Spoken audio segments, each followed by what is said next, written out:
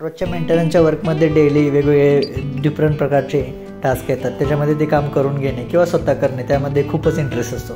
आजचा टास्क म्हणजे एका 5 मजली इमारतीवर टाकी चढवणे हा होता.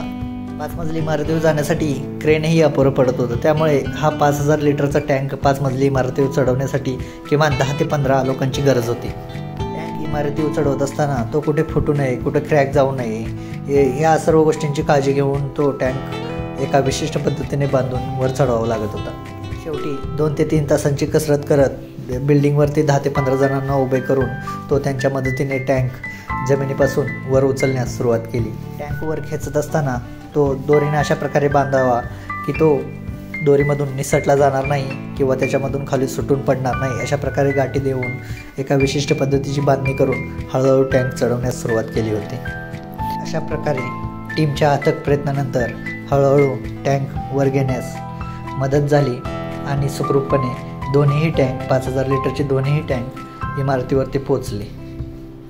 कोणतेही हातामध्ये घेतलेले काम यशस्वीपणे पार पडलं की मन अगदी शांत होतं आणि त्या कामाचं फळही चांगलंच मिळतं.